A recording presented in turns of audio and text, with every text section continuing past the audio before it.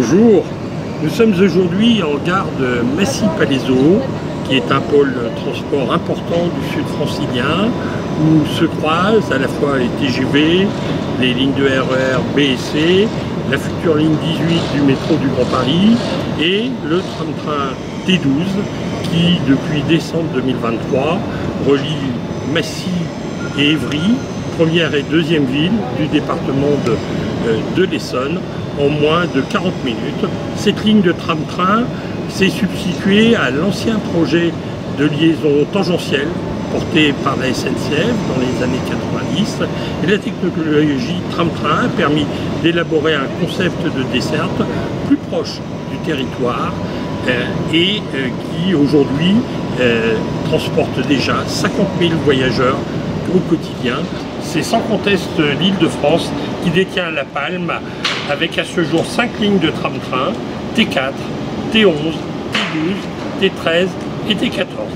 Ces tram-trains ont permis sans attendre le métro du Grand Paris de créer des lignes de rocade qui ont désenclavé la banlieue est entre Aulnay, Bondy et Clichy-Montfermeil, la banlieue nord entre Épinay et Le Bourget, la banlieue ouest entre Saint-Germain et Saint-Cyr, et avec T12, la banlieue sud entre Massy et Évry.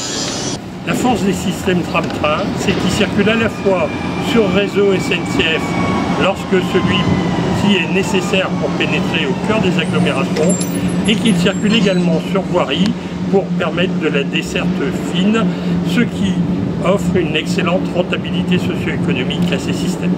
Afin de permettre la relance de ces solutions qui correspondent bien aux attentes des projets SERM dans nombre d'agglomérations, le cadre juridique de circulation de ces solutions doit être simplifié, comme c'est le cas en Allemagne, et les barrières qui s'opposent à ces projets doivent être levées.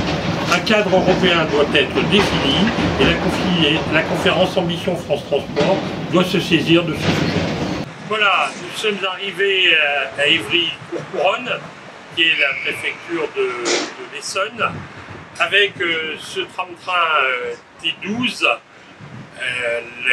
Évry est la première ville nouvelle à disposer d'un système de transport en site propre qui le relie au reste du département en connexion avec la ligne D du RER dans le centre de cette ville nouvelle. Sans le tram-train, un tel niveau de desserte n'aurait pas été possible. C'est dire la pertinence de ces solutions pour désenclaver relativement rapidement des agglomérations avec des solutions souples qui, somme toute, sont relativement économiques à concevoir et qui mettent le transport public au cœur de la vie quotidienne de ces villes et de ces territoires.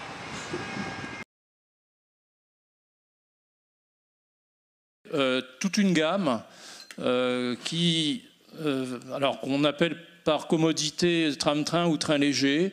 C'est déjà deux composantes un peu différentes. Le tram-train, à l'origine, concept de Karlsruhe, hybridation entre du transport urbain ferré et le réseau ferré national au sens large, c'est-à-dire un matériel capable de circuler sur les deux, une interface courte et une efficacité maximale, surtout dans un contexte où la gare centrale est excentrée, justement ce qui était le cas de Karlsruhe.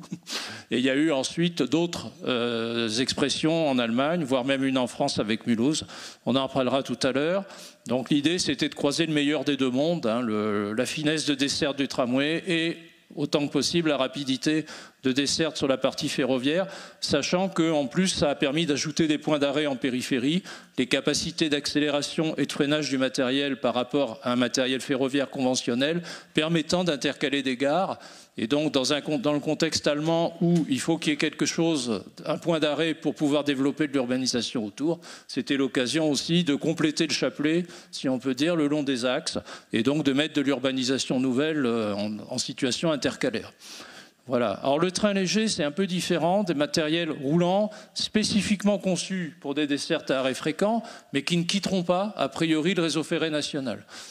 Donc on a commencé déjà à mettre du tram-train sur du réseau ferré national sans en faire sortir, donc il est resté. Par exemple, pensez à l'Ouest lyonnais. Et on est en train de développer aujourd'hui, dans le cadre d'un grand programme financé par l'ADEME, un certain nombre de petits véhicules de capacités diverses, susceptibles de circuler soit d'ailleurs sur le réseau ferré national, soit sur des lignes retranchées du réseau ferré national, donc sous une autre réglementation, hein, EPS, qui fonctionnerait plutôt sous réglementation STRMTG et non pas EPSF. Et l'idée, c'est que c'est adapté à des flux beaucoup moins massifs que les trains conventionnels, tout en étant décarboné, parce qu'aujourd'hui, c'est la condition sine qua non. Il faut que ce soit décarboné, donc on va fonctionner à l'hydrogène sur batterie, etc. Ce n'est pas encore complètement arrêté, mais on peut aussi éviter l'équipement caténaire, ce qui est aussi parfois un obstacle, surtout s'il s'agit de développer des trafics plutôt moyens, voire faibles. Et ça permet aussi de travailler sur des dessertes beaucoup plus massives, si on peut dire, que ce qui existe à l'heure actuelle en régime TER. Tout va ensemble, hein. Il y a à la fois le matériel, mais le concept de desserte aussi.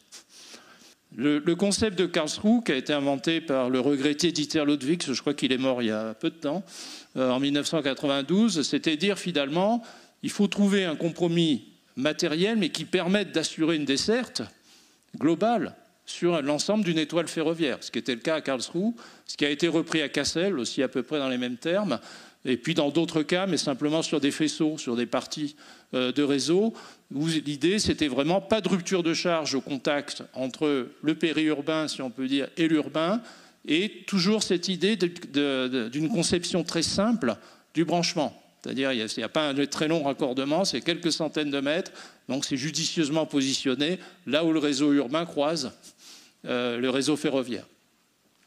Voilà, ça fonctionne, et du coup pas partout. Mais l'idée, c'est la logique de réseau. Et puis après, on a dit, tiens, il y a du matériel tram-train, on pourrait le mettre aussi. Alors c'est bien d'ailleurs les Allemands qui ont commencé, puisqu'à Karlsruhe, la DB, les chemins de fer allemands, va acheter le même matériel que celui qui est interconnecté pour le faire rouler sur ses propres lignes. Et donc il y aura une homogénéité globale, que ce soit interconnecté ou pas, ça sera la même chose. Et puis on a vu apparaître, notamment en France, des sous-réseaux où vous allez voir aussi du matériel de type tram-train, mais dans des conditions où, par exemple, il n'y a pas d'interconnexion avec l'urbain. Hein, on pensait à Nantes-Châteaubriand, par exemple, ou à Nantes-Clisson.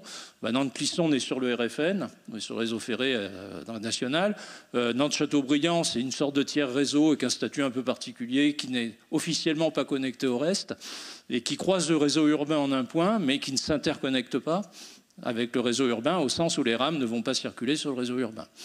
Voilà, et puis maintenant on voit apparaître des modalités, alors pas en France, mais ça pourrait ressembler par exemple à une interconnexion entre l'Ouest lyonnais et puis par exemple ce qui part vers l'Est de Lyon en passant par le centre, où on voit des réseaux plutôt locaux, mais au gabarit ferroviaire, se connecter avec des réseaux urbains. Donc ça sera le cas sous peu à Lugano par exemple, on a parlé du Tessin tout à l'heure, et il y a aussi un projet à Salzbourg dont on vous fera état.